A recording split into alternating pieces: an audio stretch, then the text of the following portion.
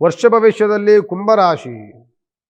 ಕುಂಭರಾಶಿ ತೆಗೆದುಕೊಂಡಾಗ ಏನು ಗುರುಗಳೇ, ಇರುವಂಥ ಕಷ್ಟಗಳೆಲ್ಲವೂ ನಮಗೇ ಬರಬೇಕಾ?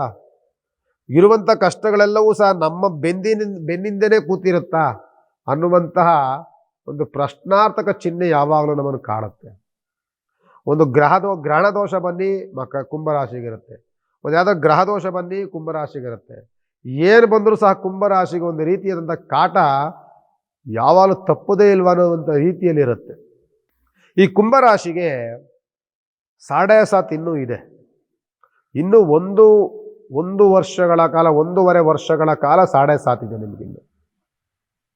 ಈ 7.5 ಶನಿ ಕಾಟ ನಡೀಬೇಕಾದ್ರೆ ಕುಂಭರಾಶಿಗೆ ದ್ವಾದಶ ಸ್ಥಾನದಲ್ಲಿ 12ನೆಯ ಸ್ಥಾನದಲ್ಲಿ 4 ಗ್ರಹಗಳು ಸೇರ್ಕೊಳ್ತವೆ. ಈ 4 ಗ್ರಹಗಳು ಎಲ್ಲ ಮನೆಯನ್ನ ಒಂದು ರೀತಿಯಾದಂಥ ಗೊಂದಲಗಳನ್ನು ಸೃಷ್ಟಿ ಮಾಡಿಬಿಟ್ಟಿದೆ. ಬಂದಂತಹ 4 ಗ್ರಹಗಳು ಮಕರ ರಾಶಿಗೆ ಯಾವಾಗ ಬಂದು ಕೂತ್ಕೊಳ್ಳುತ್ತೋ ಪ್ರತಿಯೊಂದು ರಾಶಿಯ ಮೇಲೂ ಪ್ರಭಾವಗಳನ್ನು ಬೀಳ್ತಾ ಬಂದಿದ್ದಾವೆ. ಈ ಕುಂಭರಾಶಿಗೂ ಸಹ ಇದರ ಪ್ರಭಾವ ಜಾಸ್ತಿ ತಟ್ಟುತ್ತೆ.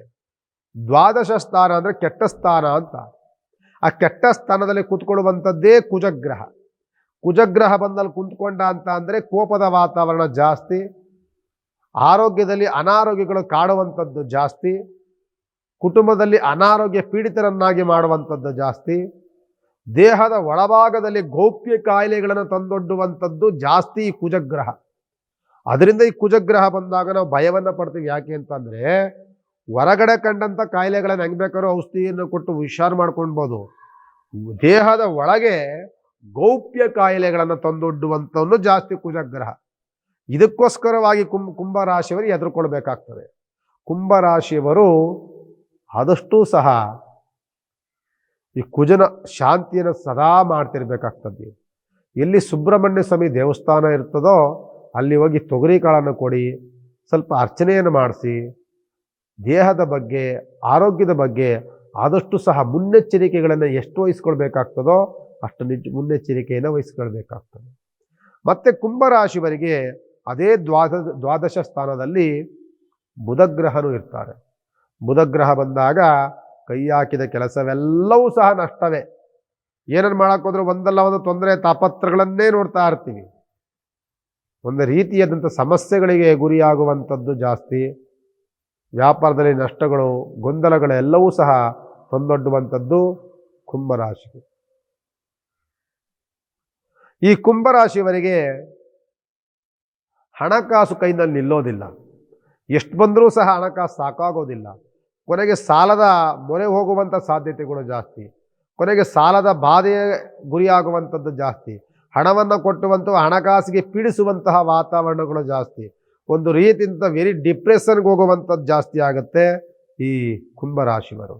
ಜೊತೆಯಲ್ಲಿ ರವಿಯೂ ಸಹ ದ್ವಾದಶ ಸ್ಥಾನದಲ್ಲಿ ಬಂದಾಗ ತಂದೆಯಿಂದಲೇ ಅವಮಾನ, ತಂದೆಗೆ ಮಕ್ಕಳಿಂದಲೇ ಅವಮಾನ, ಕುಟುಂಬದಲ್ಲಿ ನಮ್ಮವರಿಂದಲೇ ನಮಗೆ ಅವಮಾನಗಳು, ನಮ್ಮವರಿಂದಲೇ ನಮಗೆ ಕಷ್ಟಗಳು, ನಮ್ಮವರು ನಮಗೆ ಇಲ್ಲಸಲ್ಲದ ಮಾತುಗಳನ್ನು, ಇಲ್ಲಸಲ್ಲದ ಅಪವಾದಗಳನ್ನು, ಅಪನಿಂದನೆಗಳನ್ನು ಮಾಡುವಂಥ ಸಾಧ್ಯತೆಗಳು ಜಾಸ್ತಿ. ಕುಂಭರಾಶಿಯವರು ಯಾವುದೇ ವಿಧವಾದಂಥ ದಾಯಾದಿ ಕಲಹಗಳಿಗೆ ಹೋಗಬೇಡಿ. ಅಣ್ಣ ತಮ್ಮದರ ಮಾತುಗಳನ್ನು ಜಾಸ್ತಿ ಮೂರೆಯವರ ಜೊತೆ ಹಂಚಿಕೊಳ್ಬೇಡಿ. ಆಸ್ತಿ ಭಾಗವನ್ನು ಮಾಡ್ಕೊಳ್ಬೇಕು ಅಂತಂದರೆ ಈ ಸಂದರ್ಭದಲ್ಲಿ 2026ನೇ ಇಸ್ವಿಯಲ್ಲಿ ಆದಷ್ಟು ಸಹ ನವೆಂಬರ್ ತನಕ ಅದನ್ನು ದೂಡ್ಬಿಡಿ. ಅಲ್ಲಿವರೆಗೂ ದಾಯಾದಿ ಕಲಹಗಳು ಜಾಸ್ತಿ ಆಗುತ್ತೆ. ಕೋರ್ಟು ಕಚೇರಿಗಳಿಗೆ ಖಂಡಿತವಾಗಿ ಕುಟುಂಬದ ವಿಚಾರಕ್ಕೋಸ್ಕರವಾಗಿ ಹೋಗಬೇಡಿ. ನೀವು ಕೋರ್ಟು ಕಚೇರಿಗೆ ಹೋದರೆ ಕೋರ್ಟು ಕಚೇರಿ ನಿಮ್ಗೆ ಯಾವುದೂ ಸಹ ನಿಮಗೆ ಲಾಭವನ್ನು ತಂದುಕೊಡೋದಿಲ್ಲ. ಕುಂಭರಾಶಿಯವರಿಗೆ ಎಲ್ಲವೂ ಸಹ ತೊಂದರೆಗಳು, ತಾಪತ್ರಗಳು, ನಷ್ಟಗಳು, ಕಷ್ಟಗಳನ್ನೇ ತಂದುಕೊಡುತ್ತೆ. ಎಚ್ಚರಿಕೆಯನ್ನು ವಹಿಸಬೇಕಾಗ್ತದೆ ಕುಂಭರಾಶಿಯವರು. ಯಾಕೆ ಅಂದರೆ ಜನ್ಮದಲ್ಲಿರುವಂತಹ ರಾಹುಗ್ರಹನು ಒಂದು ಮಂಕಾಗಿ ಮಾಡ್ತಾನೆ.